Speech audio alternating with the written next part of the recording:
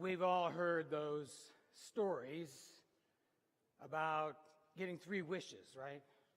Sometimes it's a genie in the bottle, sometimes it's a fairy, but usually they say you have 3 wishes, and the story goes that the person who makes a wish wishes they hadn't wished that, so they have to unwish it, and then they only have 1 left. You know, the variation of a story some of you know is the man who wished everything he touched would turn to gold, which was great until he went to hug his daughter, and she turned to gold. So he has to unwish his wish, turning everything back. Or maybe you're a SpongeBob fan, and you remember the scene where Patrick wastes a wish when he says, "Oh man, I wish Squidward were here to see this." Well, those are just stories. But it is kind of fun to think about what I would do if I had 3 wishes.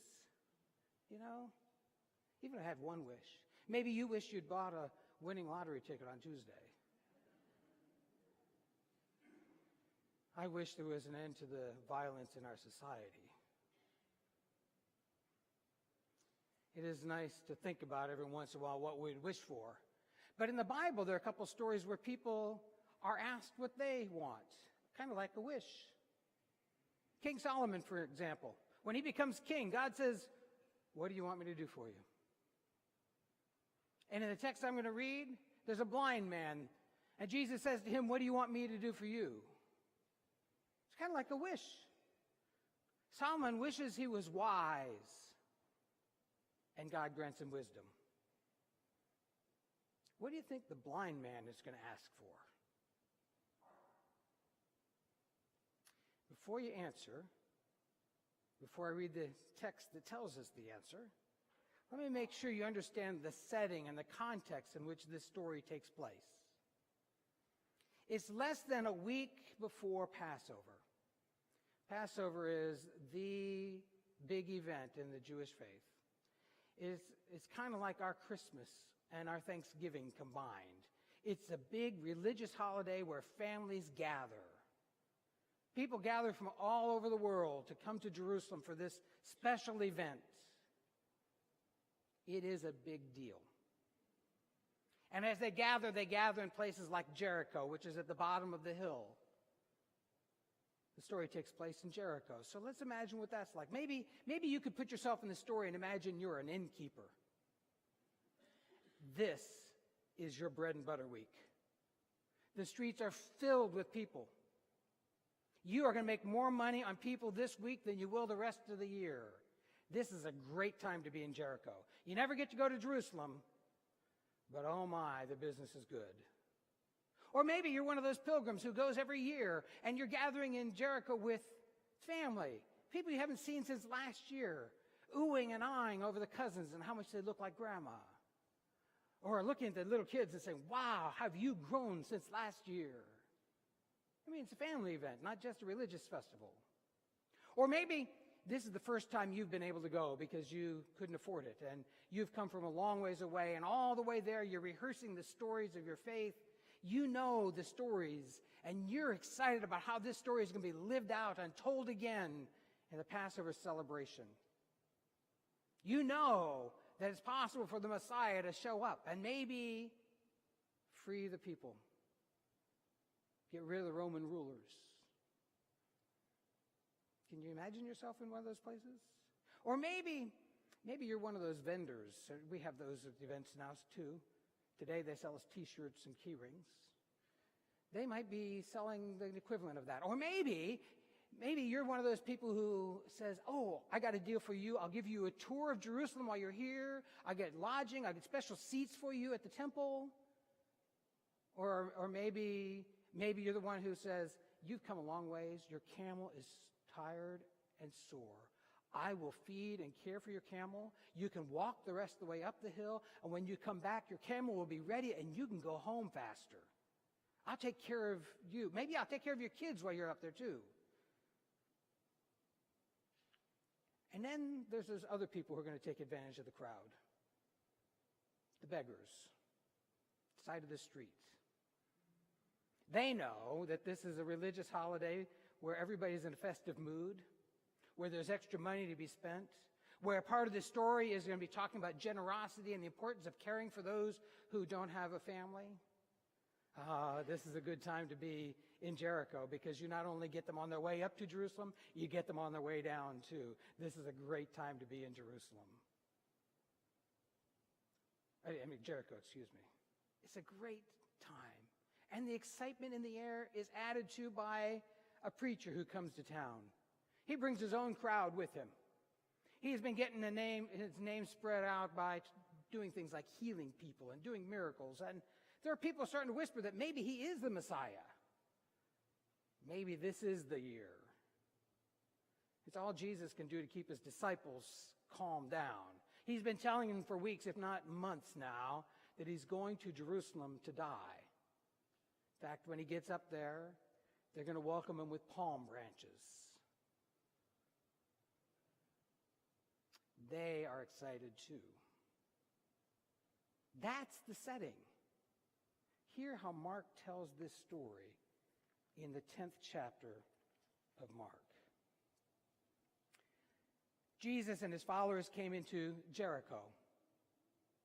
As Jesus was leaving Jericho, together with his disciples and a sizable crowd, a blind beggar named Bartimaeus, Timaeus' son, was sitting beside the road.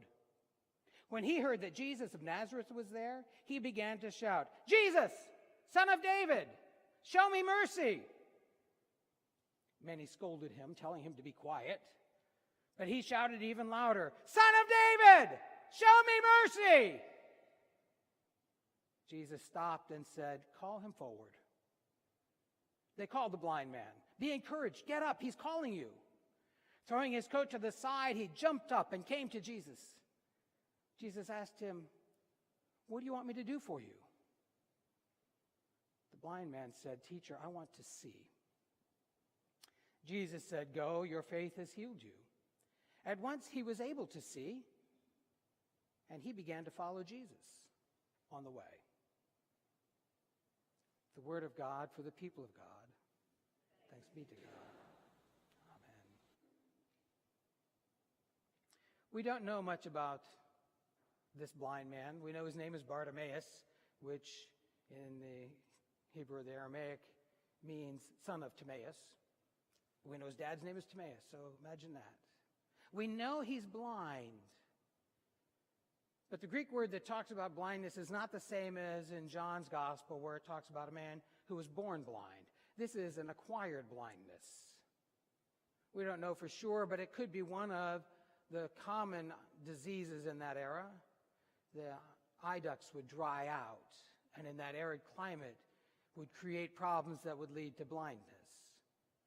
The disease is actually transmitted by flies, but you can imagine the people would look at him and say, "I don't want to be near you. I don't want to be anywhere near that blindness." So he's at the side of the road, and they're trying to shush him. Stay away. You may or may not remember that because he's blind, he's not welcome in Jerusalem at the temple. The Levitical law said if you have a deformity, you can't participate in the worship life of your people. Now, I'm so glad we live in a time and an era where the church says we know that just because you're blind doesn't mean you're not capable of being loved. Just because you can't walk doesn't mean that you're not welcome to receive or to share God's grace. I'm glad we live in this day and age. But poor old Bart, is it okay if I call him Bart? Poor old Bart, he lived in a different era. He's standing at the side of the road and he's begging for mercy. Not for money. I mean, he asked for mercy. And unlike what we think of today, there might be somebody with a box or a hat or some other container to put money in. In that day and age, they would use their coat to catch coins or money that might be thrown in their direction. He throws his coat off. He's not after the money. In some ways, he can see things that nobody else can see because he realizes that Jesus is coming, and he is more than everybody else thinks. He is the Messiah. He is the one. He names it out loud. In fact, he may even be referring to Mephibosheth. Now, there's a name for you to learn how to spell. Mephibosheth was the lame descendant of King Saul. King David always made room at the table for Mephibosheth. Maybe this man on the side of the road is saying, Son of David, don't forget us. Don't forget those people who are going to be left out. When you start your kingdom, make sure there's a place at the table for the blind and the lame, for those who are left out on the edges of society, whoever they may be. He is in many ways a social justice advocate, crying out for mercy for all those that society says don't belong. Show me mercy. Of course, what really strikes me about the question is how familiar the question is that Jesus asks. What do you want me to do for you? It's familiar because Jesus asked the same question in the paragraph immediately before the one I read today. It's the story Bev read last week, where the disciples come to Jesus and say they want to ask him something. So, well, what do you want me to do for you? Remember that? James and John say, we want to be seen. We want to be on your left, and we want to be on your right. We want a place of honor. The blind man says, I don't want to be seen. I want to see. I want to see the world the way it is and the way God wants it to be. I was unable to confirm the origin of the story, but the story I came across was attributed to Charles Osgood as part of the Osgood Files. Some of you remember that show. Charles Osgood apparently told the story of a man who was blind, had been blind for 50 years, when the miracles of modern laser surgery restored his sight. He came out of that surgery seeing things, amazing varieties of colors of green. This time of year, he was just fascinated by all the different yellows and golds and oranges and reds that are in the trees, each with their own unique color. He was just amazed that he could not only hear the bird flying through the air, he could see it flying through the air. He could see things in the clouds. It was amazing. And then Charles Osgood makes the observation, before his surgery, he couldn't see the way we do. After his surgery, we can't see the way he does. We can't see because it's become part of the background. It's just become a part of the story of the lives we live. We no longer notice. Bartimaeus sees things that we don't see. He sees things that we may not want to see.